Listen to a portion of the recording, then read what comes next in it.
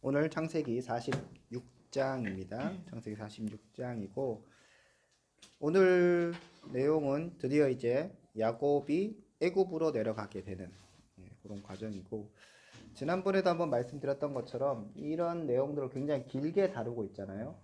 지금 요셉이 형들을 조우하고 어떻게 보면 영화를 만든다면 클라이막스처럼 이렇게 돼 있는 거죠. 그러니까 되게 길게 잡는 거죠.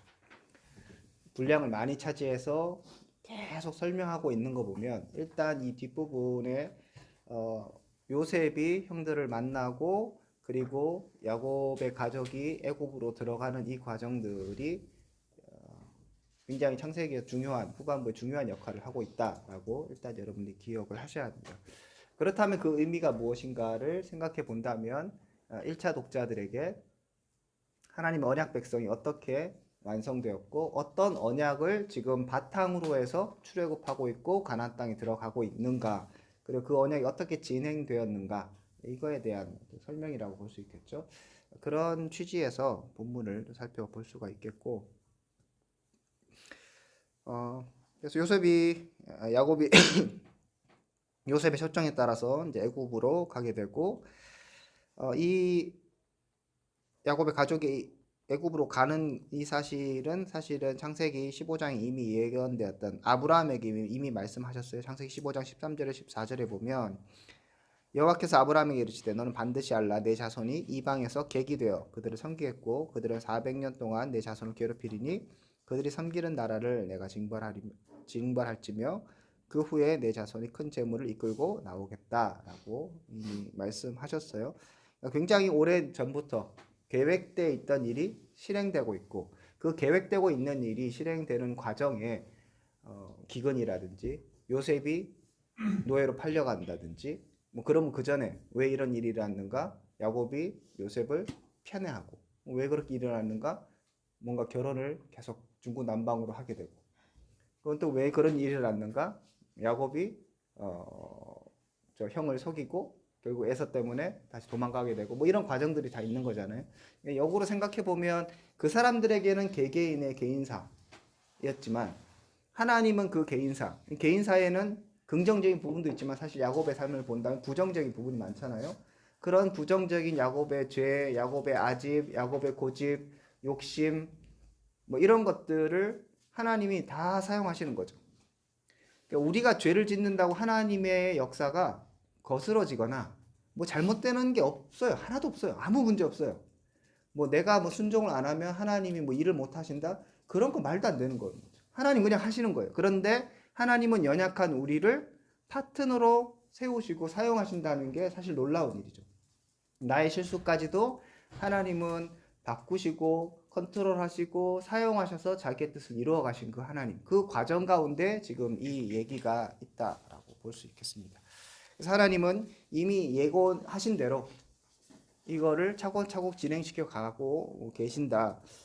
그런 걸 보면 이제 요셉이 이런 걸 깨달은 거죠. 자기가 형들의 미움을 받아서 정말 억울하게 노예로 팔려왔고, 그리고 여기서도 억울하게 그 강간범으로 몰려서 옥에 갇혔지만 이런 모든 것이 하나님이 나를 먼저 보내셨다는 걸 깨닫게 되는 거죠.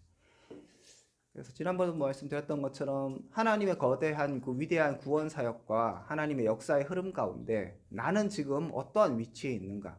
우리가 너무 개인사, 나의 실수, 나의 부족, 혹은 나게 잘한 어떤 것에 집중하기 시작하면 어떻게 보면 큰 그림을 못 보는 거죠. 그러면 너무 놓치는 게 많아요.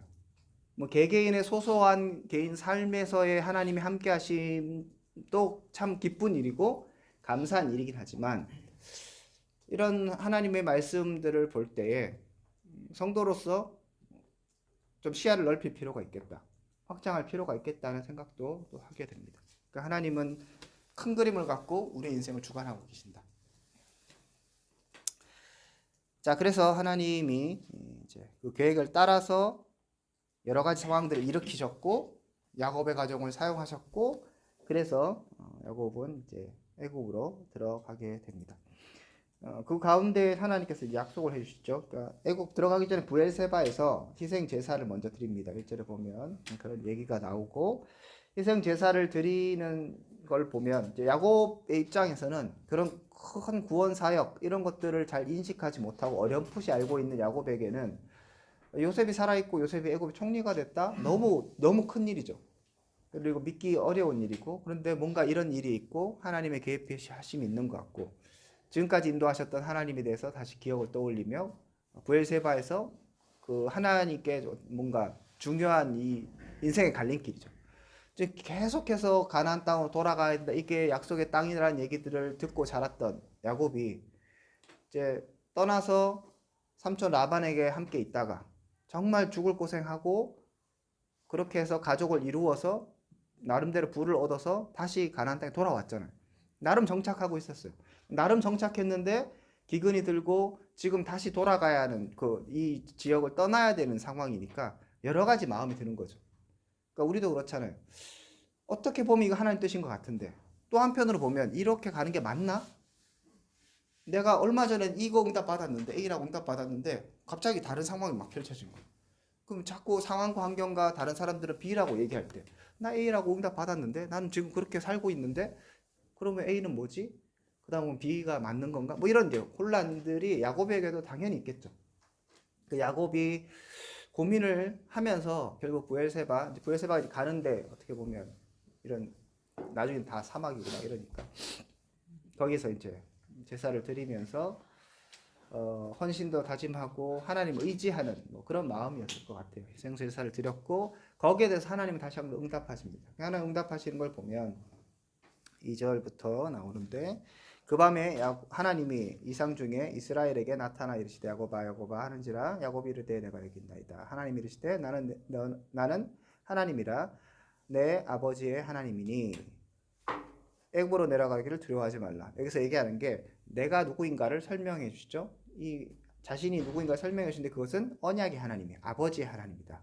그 이삭이 얘기했던 아브라함이 얘기했던 그 하나님, 약속의 하나님. 그 약속의 하나님은 조금 더 붙여본다면 15장에서 이미 아브라함에게 너희들이 다른 지역으로 옮게 될 것이고 거기에서 있다가 나오게 될 것이다. 거기서 애굽이라는 얘기는 없지만 어쨌든 간에 이방에서 객이 되게 될 것이고 그들을 섬기게 될 것이다. 이런 것들을 약속하셨던 이미 예견하셨던 그 하나님, 그런 내가 너한테 얘기하는데 애굽에 내려가기를 두려워하지 말라. 이렇게 하면서 두려워할 뿐만 아니라 거기서 큰 민족을 이루게 되겠다. 내려간 게 잘못이 아니고 문제가 아니고 하나님 거기에서 너에게 복을 주겠다. 그리고 4절에 내가 너와 함께 애굽에 내려가겠다. 반드시 너를 인도하여 다시 올라올 것이며 요셉이 그의 손으로 내 눈을 감기리라. 너는 평안히 죽게 될 것이다. 요셉이 눈을 감긴다는 게 무슨 어려움이 있어서 내가 뭐 잘못되어서 어떻게 아니라 넌 정말 평안히 이제 죽게 될 것이다. 그리고 반드시 나오게 될 것이다. 두려워하지 말라. 내가 너와 함께 하겠다라는 약속을 해주십니다. 그래서 야곱이 이런 약속을 붙들고 이제 뭐 두려운 마음이 있었겠죠. 두려워하지 말라. 애굽으로 내려갈 두려워하지 말라는 얘기가 야곱에게 그냥 요셉이 살아있으니까 아싸 하고 가는 마음이 아닌 거예요. 터전을 다 버리고 다시 가야 하고 약속의 땅으로 억지로 돌아와서 나름 정착하고 뭐 험한 꼴도 당하고 이렇게 하면서 살았는데 다시 가야 된다는 거 이거 굉장히 어려운 마음이죠.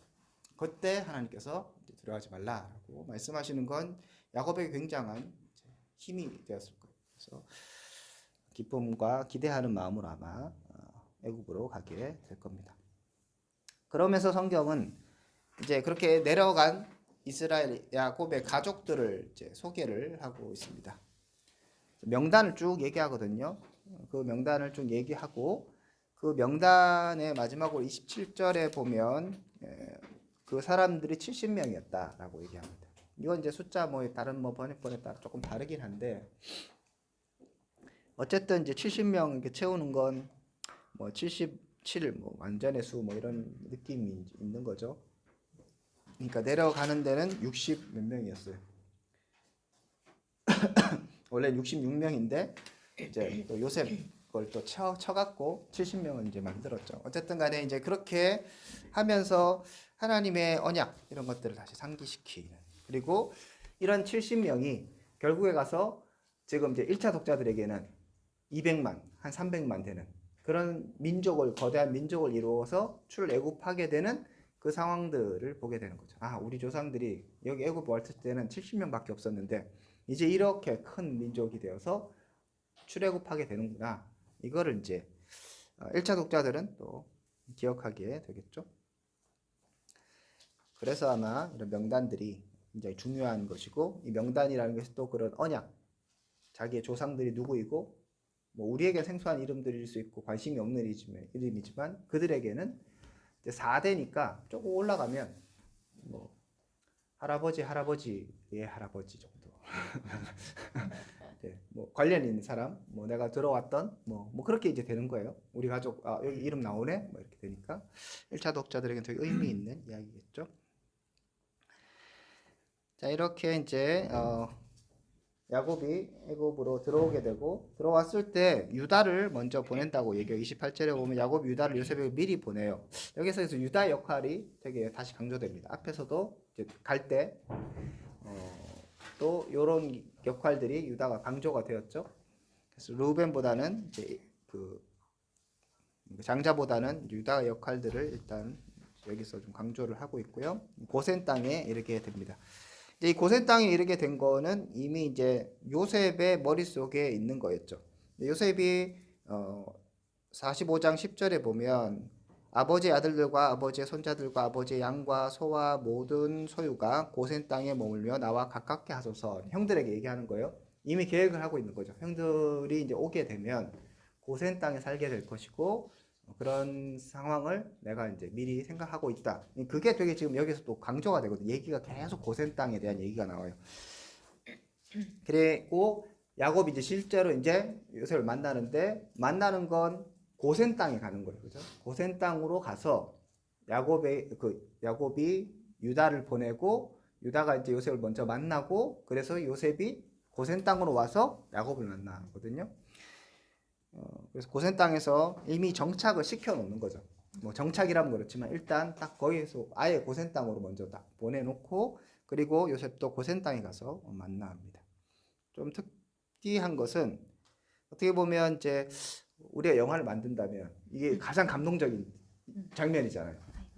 예, 다 크라이막스 쓴 것 같은데 아까 얘기했던 것처럼 다른 거 막 형들하고 왔다 갔다 하고 뭐 시험하고 그다음에 이런 것들을 굉장히 길게 잡는데, 우리 영화를 생각한다면 롱테이크로 쫙 잡고 뭐 길게 서술을 하는데, 아버지와 요셉이 만나는, 야곱과 요셉이 만나는 장면이 굉장히 짧아요.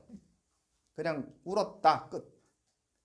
그래서 뭐지? 약간 그런 느낌이 있어요. 그러니까 왜 그런가를 생각해 봐야 되겠죠. 저자는 이런 것 자체가 다 의도라는 거죠.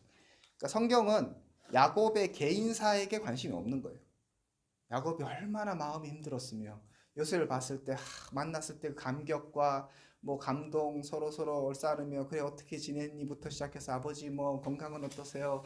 뭐 형들은 속 안 시켰어요? 뭐 여러 가지 얘기를 했을 거 아니에요. 그렇지만 그냥 서로 안고 울었다 끝. 이렇게 간단하게 끝내거든요. 그런 거 봐서 아까 얘기했던 것처럼 야곱의 개인적 감정과 요셉의 개인적 감정에는 지금 창세기는 크게 관심을 갖지 않는다. 다시 돌이켜보면 창세기는 하나님의 백성과 하나님의 언약이 어떻게 이루어지고 있는가에 대한 이야기지, 야곱의 개인사, 요셉의 개인사가 아니라는 거죠. 그래서 본문이 원래 그런 의도로 쓰여졌고 그것을 우리에게 분량이나 다양한 방식으로 이야기하고 있다면 해석자인 우리는 거기에 대해서 따라가야 되겠죠. 그래서 혹시라도 설교를 할 때 너무 야곱과 요셉의 만남에 대해서 아무 쓰잘데기 없는 성경은 관심이 없다. 자, 그리고 그러면 이제 이렇게 생각해 봐야 되겠지. 고센 땅에 정착하는 게 왜 중요한가? 요셉은 왜 이것을 의도하고 나름대로 계략을 짜는 거죠. 근데 여기 뒤에서 이제 강조가 되는데 뭐라고 얘기하는가 하면 31절부터 보면 요셉이 그의 형들과 아버지와 가족들에게 이르되 내가 올라가서 바로에게 아뢰어 이르기를 가나안 땅에 있던 내 형들과 내 아버지의 가족들이 내게 왔는데, 내가 이렇게 얘기하겠다는 거예요. 32절에 그들은 목자들이라 목축하는 사람이므로 그들의 양과 소와 모든 소유를 끌고 왔나이다 하리니, 나는 이렇게 얘기할 거예요. 서로 말을 맞추는 거예요. 뭐 거짓말은 아니에요. 그렇지만 어떤 포인트로 얘기해야 될까 정확하게 얘기해요. 나는 요 얘기할 거예요. 바로가 당신들을 부를 건데 너의 직업이 무엇이냐 묻거든 다른 대답하지 말고 당신들이 이르기를 주의 종들은 어렸을 때부터 지금까지 목축하는 자들이었는데 우리와 우리 선조가 다 그러하다라고 하고 하소서 이렇게 얘기를 또 하라고 하는 거죠. 강조점은 우리 목축하는 사람이 이걸 계속 얘기를 어필을 해라. 그래야 고센 땅에 거할 수 있다. 고센 땅 자체가 중요한 게 아니라 고센이 아마 뭐 그런 걸 하는 지역인가 보죠. 그래서 애굽 사람들은 다 목축을 가증히 여긴다라고 얘기하면 당신들은 고센 땅에 살게 될 것입니다라고 얘기를 합니다. 요셉은 다 알고 있는 걸 바로가 어떤 조치를 취할 것은 를 알고 있고 그렇기 때문에 고센 땅 그다음에 목축 이런 것들을 강조하면서 고센 땅에 살게 될 것을 예고하고 이제 47장에서 진짜 바로가 그렇게 얘기하고 나서 고센 땅에 거하게 되죠. 그러니까 이건 요셉의 생각이에요. 바로가 제가 한 건 아닌데 요셉은 이렇게 될 것을 이미 예견하고 있고 물론 이제 거의 정권은 요셉에게 있기 때문에 크게 뭐 문제가 될 건 없지만 자연스럽게 이런 그 애굽의 사람들의 인식 가운데 아, 저 사람들은 고센 땅에 살아야 되겠구나 라고 생각할 수밖에 없게끔 분위기를 다 조성시켜 놓는 것이 지금 요셉의 전략입니다. 그러면 이제 요셉이 왜 이런 일을 하는가를 생각해 봐야 되겠죠. 요셉의 관심은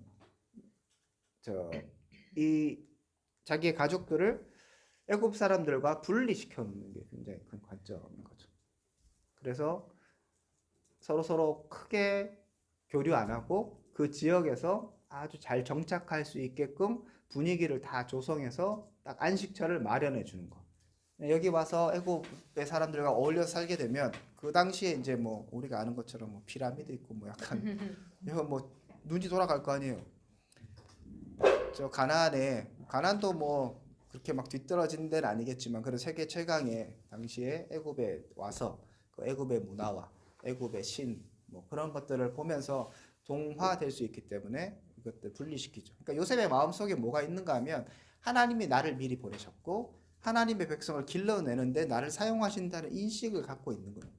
그렇기 때문에 이런 일들 자꾸 지금 하는 거죠. 그러니까 요셉의 관심은 그냥 개인이 아버지를 만나고 그냥 개인적으로 살고 이렇게 하는 게 아니라 하나님의 언약이 이미 주어졌고 그렇게 이방인이 살게 되고 이런 일들이 있게 될 것인데 그러면 나는 무엇을 할 것이냐? 아, 이렇게 하라야 되겠구나.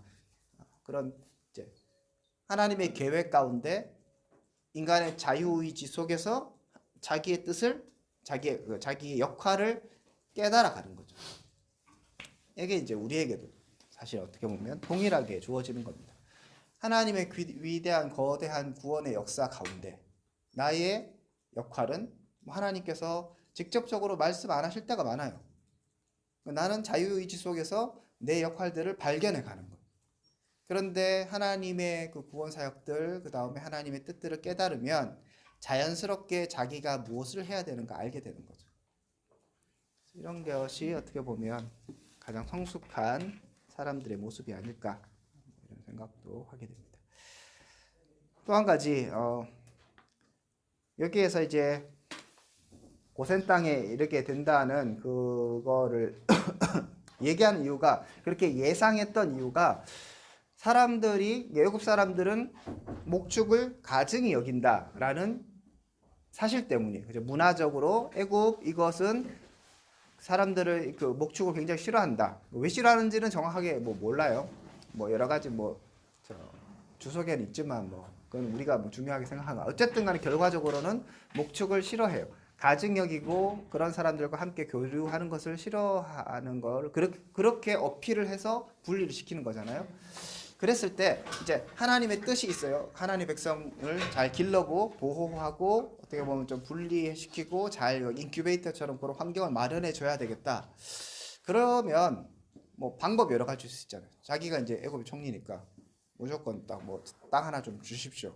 이들을 좀 해야 되겠습니다. 뭐 이렇게 당분간 기근이 끝날 때까지만 있으면 됩니다. 뭐 하면서 딜을 할 수도 있고 뭐 요새 돈도 많은데 땅도 좀 사갖고 70명이니까 지금 뭐 200만 있는 게 아니잖아요. 뭐 땅 사서 뭐냐 어디 지역 마련해서 성 하나 짓고 그렇게 뭐 하나 해주세요. 뭐 이렇게 할 수도 있고 다양한 방식이 있잖아요. 근데 굳이 그러니까 자기의 치부라고 할 수 있잖아요. 목축을 하는 게 저 사람들에게 굉장히 안 좋은 이미지니까 안 좋은 이미지를 심겨주는 일이잖아요. 그러니까 별로 내가 그 일들을 한 그런 방식들을 사용한다면 별로 안 기쁠 것 같아요. 뭐 예를 들면 이런 거죠. 나는 냄새 나는 사람이에요.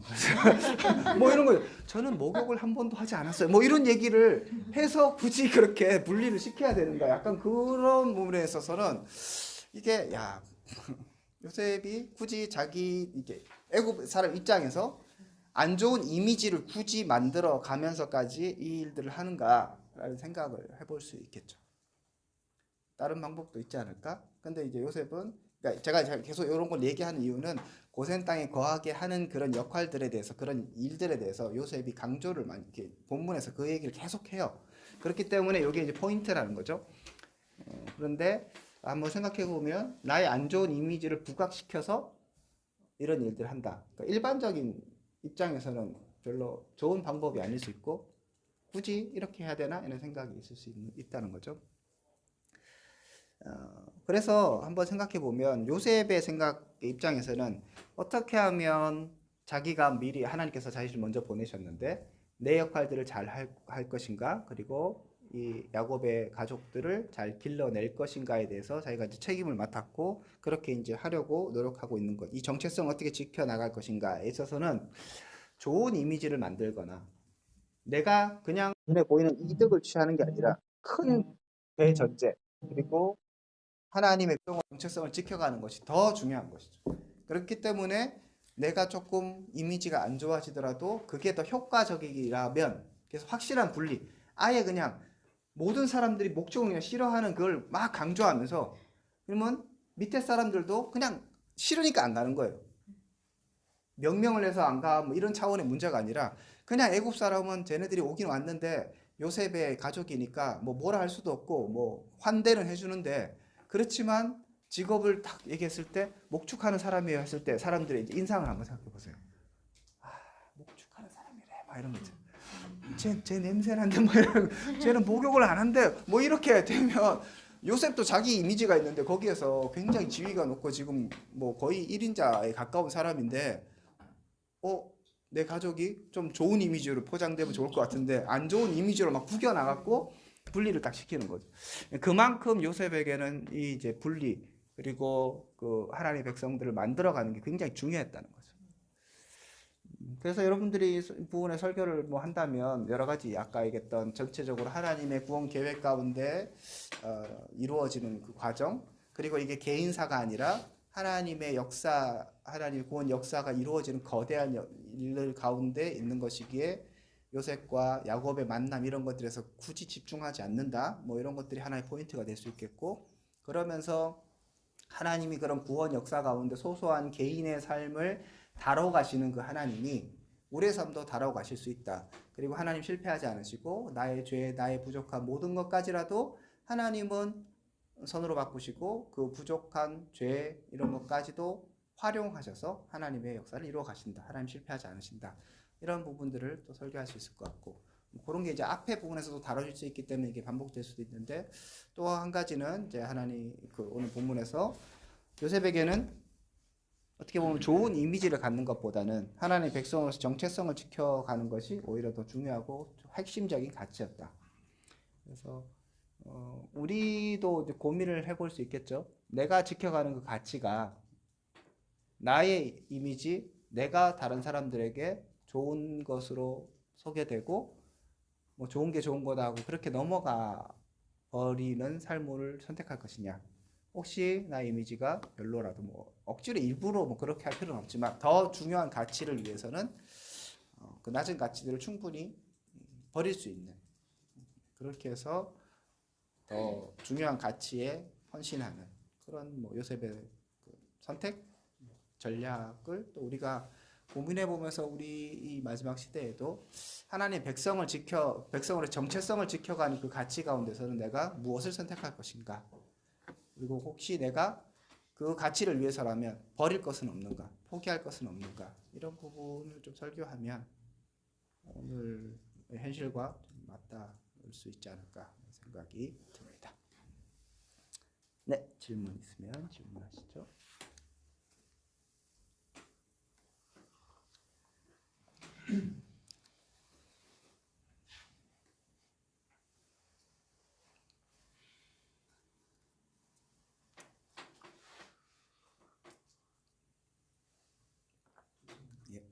사람들은 목축을 가정이 이루었다고 하는데 그러면 목축을 죄로 본거 어떻게 해요? 아, 죄는 아니죠. 자기들도 뭐 고기도 먹고 해야죠. 그러니까 그럼 뭐 우리가 옛날에 그 뭡니까 도축하는 거 뭐 이런 거는 백정 굉장히 했잖아요. 그럼 고기 다 먹으면서 그러니까 뭐 그런 이유가 있겠죠. 화가 나셨네. 그래서 뭐 그런 느낌이지 않을까. 뭐 어디서 주석에서 보긴 했는데 이제 목축은 사실 그 지역에서 떨어져서 자꾸 이렇게 뭐 목자 이렇게 뭐 떠나 있고 뭐 이런 사람들이잖아요. 뭐 그렇게 해서 이미지 자체가 천시 여긴다. 이렇게 뭐 약간 양반의 어떤 이렇게 딱 정착하고 뭐 이렇게 맨날 돌아다니면서 먼지나 이렇게 하고 있고 약간 그런 느낌을 가져서일 수도 있고 뭐 정확하게 모르겠는데 어쨌든 죄라기보다는 천시 여긴다. 함께 하고 싶은 그런 부류의 사람들은 아니다. 경계하는 요즘 또 소고기가 돼지 먹이는 데는 사람들 별로 안 좋아하잖아요. 장소 냄새가 나니까. 그렇게 진짜 냄새 때문이었는가?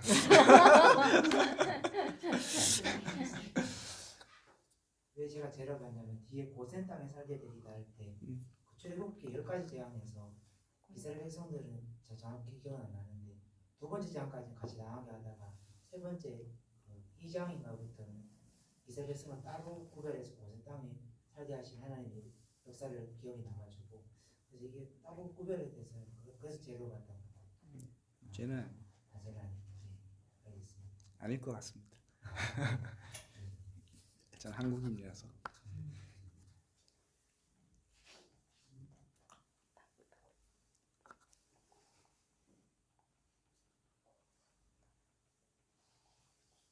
네, 또 질문요. 지금은 약간 반대잖아요. 그러니까 그때는 정체성을 지키기 위해서 혐오의 대상으로 자기들을 향해 갔다면 지금은 사실 정체성도 지켜야 되지만 지금은 동화돼야 되고 함께 해야 되죠. 이때는 떨어지는 것보다는 우리가 그들에게 나아가서 해야 되고 그러면은 혐오의 자리보다는 더 그들에게 좋게 보여야 되는 것 같은데 질문 아닙니다. 좋은 지적이에요. 그러니까 너무 이걸 분리 막 이렇게 하면서 하면 사람들이 적용을 잘 못하는 거죠. 그래 수도원으로 가자. 약간 그런 쪽으로 가기 때문에 이거 설명을 잘해야죠. 좋은 가치, 더 나은 가치, 하나님 나라의 가치를 위해서 내가 생각하는 가치를 포기할 수 있는가 이렇게 설명을 해야지 너무 분리 쪽으로 또 얘기하면 조금 그렇다.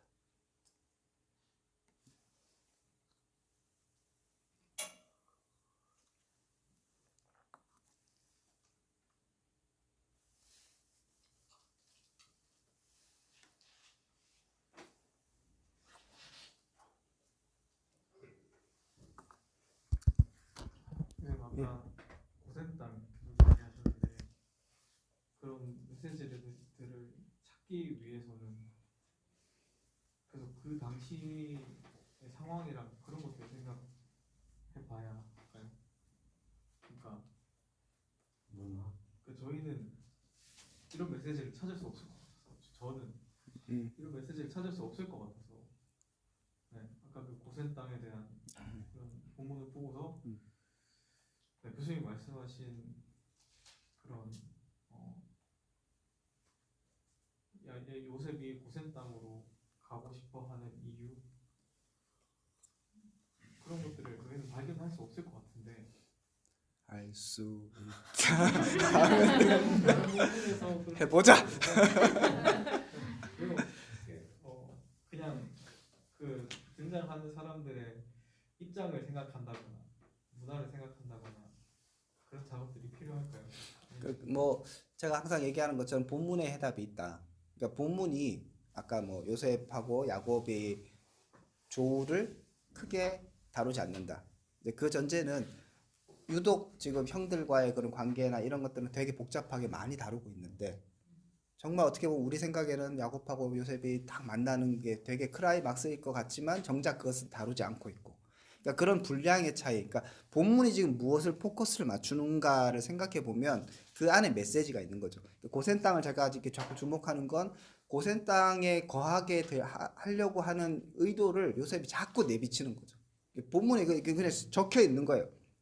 그냥 우리 읽어서 넘어가는 것이 아니라 자꾸 고센 땅에 거하게 되려고 당신의 직업을 내가 미리 얘기할 거예요. 밑밥 깔아놓을 거예요. 그리고 바로가 물어보거든. 딴 얘기 하는 게 아니라 우리 목축하는 사람이요. 아예 선조 때부터 지금 어쩔 수 없이 그러면 너희들은 뭐 다른 거야 이게 아니라 그냥 우리는 목축하는 사람이에요. 아이덴티티를 그렇게 박는 거죠. 뭐 얘기 여러 가지 할 수. 우리 하나님의 백성이에요. 뭐 이런 거 많잖아요. 좋은 거 많잖아요. 근데 그게 아니고 우리 목축하는 사람이에요. 그 생각은 그렇게 해서 하는 이유는 애굽 사람의 목적을 가증히 여긴다.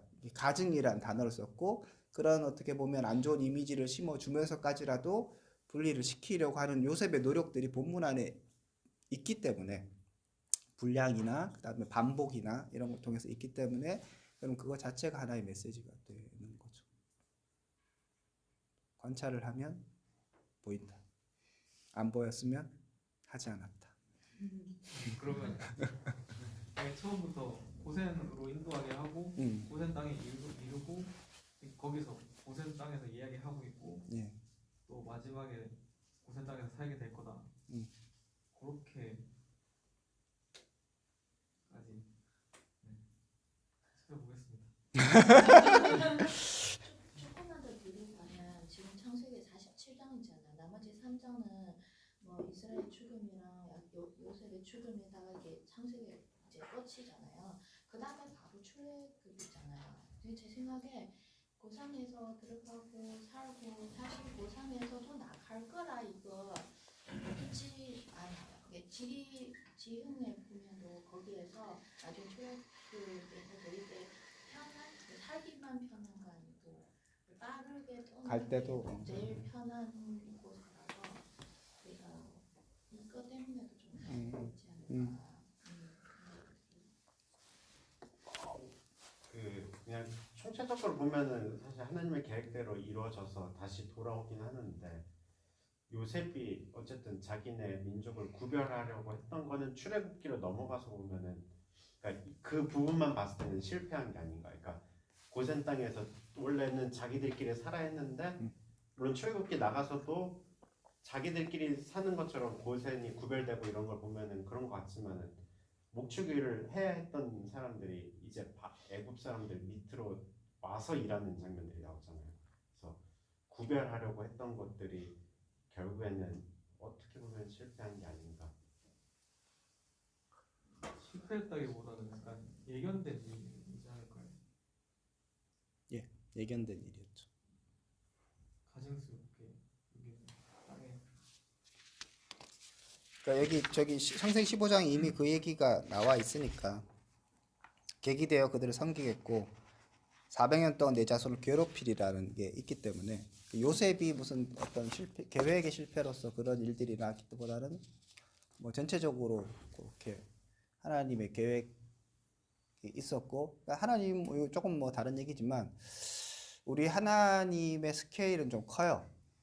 그러니까 우리는 지금 내가 사는 오늘 한 달, 내년, 하나님은 400년. 내가 죽고 없는 거잖아요. 여기 중간에서는 수많은 사람들은 출애굽을 경험하지 못하고 죽는 거예요. 1세대들이야 편안하게 고센 땅에서 그러고 죽었겠죠. 근데 그 다음부터 이제 요셉 알지 못하는 왕이 바로가 나오고 그 다음부터는 뭐 한 300년 뭐 이렇게 되려나? 그때부터는 막 죽도록 고생하고 다 죽잖아요. 뭐 그러다가 마지막 세대에 가서야 뭐 이런 홍해도 보고 이런 거죠. 그래서 우리가 어떤 세대인지 몰라요 지금. 정말 말세를 살고 있는 건지 아니면 우리가 죽고 나서도 주님 안 오시고 뭐 한참 있어야 될지 그런 거를 모르는 거죠. 우리는 뭐 아둥바둥하면서 오늘날 내 삶에 뭔가 큰일이 일어날 것 같지만 또 그런 것도 아니니까 소소하게 하나님이 내 삶 가운데 무엇을 원하시는가를 알고 거기에서 하나님 나라의 가치들을 생각하면서 하루하루를 살아가는 게 이제 필요하지 않을까 생각이 들고 요셉이 이제 분리를 시켜서 만약에 분리를 시키지 않았다면 흩어져서 살거나 뭐 이렇게 그 안에서 뭐 서로 뭐 왕래야 있겠죠. 처음에는 70명이면 가족 모임도 하고 하겠죠. 그런데 이게 이제 사람이 막 많아지면 함께 모일 수 없잖아요. 그러면 민족 자체가 사라지게 되는 결과가 있을 수 있는 거죠. 근데 같이 살았기 때문에 민족 자체가 사라지지 않고 계속적으로 그 정체성을 유지할 수 있는 거죠. 그러니까 어떻게 보면 애굽도 거기에 딱 모여 있으니까 일을 시킬 수 있는 거지.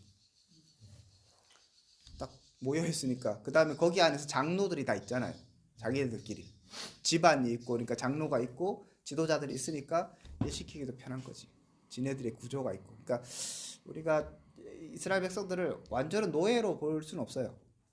그러니까 우리가 생각하는 것처럼 그게 아니라 그냥 살고 있는데 그 민족들을 이용해서 일을 시키는 거죠.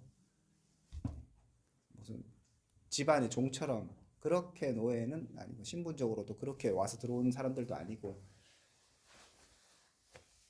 하여튼 그렇습니다.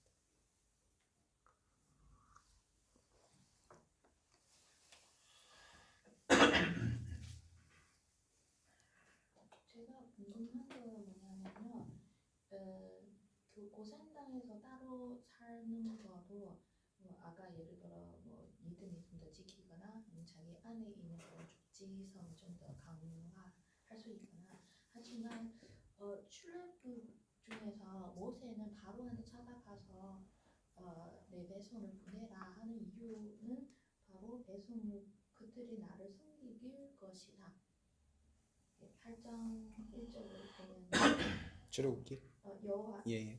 여호와의 말씀이 내 백성을 보내라 그들이 나를 섬길 것이야. 그러면 반대로 생각해 보면 고센 땅에서 계획대로 예상대로 잘 섬기지 못한 거 아닌가? 적어도 하나님이 원하는 그런 기준으로 섬기지 않나서 아닌가?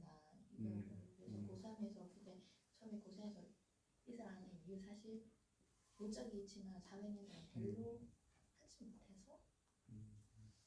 근데 이제 제가 2학년 때 수업 때 예배학 시간에 얘기했는데, 이걸 이제 쭉 생각해 보면 구원 역사를 딱 생각하시고, 구원 역사의 핵심에 예수 그리스도가 있죠. 그리고 모든 성경은 예수 그리스도를 가리킨다고 기본적으로 구속사적으로 봤을 때에 예수 그리스도의 핵심은 십자가와 부활이죠. 그럼 십자가, 그것은 유월절하고 연결되죠. 그죠? 그 유월절 어린 양이 예수 그리스도라는 것이 예표돼야 되죠. 유월절의 사건이 있어야 돼요. 유월절의 사건이 있으려면 어떻게 해야 되는가? 이스라엘 백성들이 애굽으로 들어가서 출애굽하는 장면이 있어야 되는 거죠. 그냥 장이 아니라 정말 압제를 당해야 출애굽의 역사가 의미가 있어지는 거죠. 그러니까 하나님은 그런 스케일로 가신다니까요. 구원 역사를 이루어야 되는데, 그런 것을 위해서는 어떻게 보면 요셉이라는 정말 개인 뭐 아무것도 아닌 그 사람이 뭐 오해도 받고 힘들어서 해서 애국의 총리까지 올라가서 그건 총리를 하려고 그 사람의 어떤 영달을 위해서 하나님께서 개인의 복을 주신 것이 아니라 이런 구원 역사를 이루는데 하나의 축을 이루는 거예요. 요셉이 어디까지 이해했는지 모르겠지만 어쨌든 기본적으로 나를 먼저 보내셔서 내 가족을 잘 길러내야 되겠다는 그 사실들은 이미 깨달았잖아요. 자기가 고백하는 것처럼. 그렇게 하나님의 나라를 위해서 자기에게 맡겨진 소명을 부분 감당하는 거예요. 그런데 우리는 이제 역사를 알고 있으니까 이거 퍼즐을 맞춰보면 하나님의 스케줄은 쫙 구원 역사를 이루기 위해서 갔다니까요. 그러니까 우리가 이 역사를 깨달으면 이렇게 하루하루 뭐 아둥바둥 사는 게 진짜 의미 없는 일이에요.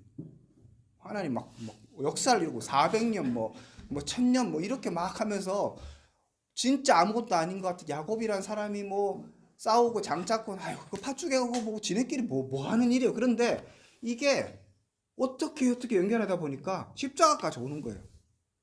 그 일들을 위해서 또 하나님께서 그 일들을 활용하시고 이용하시고 만들어 가시고 막 하시잖아요. 그러니까 하나님은 우리의 역사를 그렇게 하나님의 영광을 위하여서 사용하고 지금 계획하고 이루어 가시는 거죠. 자, 그럼 큰 역사 가운데 이제 예수님 왔으니까 이제는 우리는 무엇을 살고 있는가 하면 재림의 예수, 그죠? 구원 사역의 완성의 그 역할들을 하고 있는 거예요. 또 역사를 쫙 보세요. 그러면 예수님께서 다시 오시고 구원을 완성하고 이제 모든 백성이 하나님을 보게 되는 그런 큰 구원 역사 가운데 수많은 사람들이 뭔가 역할을 하고 있는 거예요. 어떤 사람은 악한 걸로서 막 그 중세의 그런 역할들을 막 하고 있고, 그러면서 역사가 교회가 타락해 가는 것을 보면서 종교개혁자들이 막 일어나고, 우리는 또 종교개혁자 후예라고 막 하면서 종교개혁 행사를 막 하고 있고, 뭐 이런 게 이게 진짜 우리 아둥바둥하고 뭐 찬양자고 뭐 아둥바둥 하고 있는데 그게 내가 하나님의 그 뜻을 부분이지만 깨달으면 구원의 놀라운 역사하고 다 연결된다니까. 근데 모르고 내 혼자 잘 살고 잘 먹겠다고 막 하면 지지고 뻗고 지 혼자 막 하면서 하나님 이용하고 사는 거예요. 근데 그게 아니고 다 눈을 들어서 하늘 다 하나님 구원 역사 딱 보면 내가 하는 일이 뭔가 의미가 있는 거지. 지금은 너무 아둥바둥하고 아마 안 되는 것 같은데 시험 치는 것도 뭐 과제 내라는 것도 피곤하죠. 지치죠. 근데 그렇게 해서 뭐 하나님 나라하고 관련이 없을 것 같죠. 근데 뭔가가 이루어지고 있다니까요. 그런 스케일로 살아가셔야 약간 좀 멋지지 않겠는가? 예? 예. 지금 이렇게 예? 실천신학회에서 이런 얘기를 듣고 있는 게 정신을 자꾸 차리는 거죠. 야, 이거 함몰돼 갖고 지금 야, 오늘은 채풀이 일찍 마셔서 좋다. 뭐 오늘 밥이 맛있다. 뭐 그거에 함몰돼 있을 때 정신을 차리는 거지.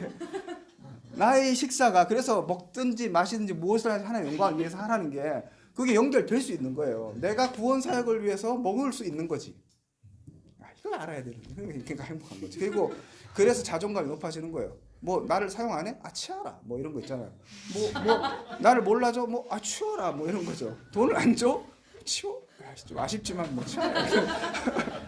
뭐 이렇게 살아야 내 자존감 있고 나는 그냥 그렇게 아둥바둥하는 사람이 아니다. 뭐 이미지가 안 좋아져. 아 뭐 치워라 이런 거죠. 나는 더 중요한 가치, 하나님 나라의 가치가 있기 때문에 그거를 알지 못하면 결국 하박국이 얘기해요. 의인은 믿음으로 말미암아 살리라. 그러니까 믿음이 없으면 못하는 거예요. 그 얘기를. 그 믿음이 하나님 믿습니다. 뭐 도와주 그런 차원의 믿음이라기보다는 하박국이 물어보는 게 그거잖아요. 왜 의인이 자꾸 고생하고 이렇게 문제가 있습니까? 거기에 대해서 지체치 않고 응한다. 기다려라. 하나님은 실패하지 않으신다. 그 얘기를 이제 분명하게 얘기하시면서 의인은 믿음으로 산다. 그러니까 여러분 마찬가지 믿음으로 살아야지. 안 그러면 하나님이 어떤 일을 하고 지금 하나님 오늘도 살아계셔서 역사하시고 구원의 역사를 이루신다는 그 믿음을 이게 놓치면 못 사는 거예요. 스케일을 크게 갖자.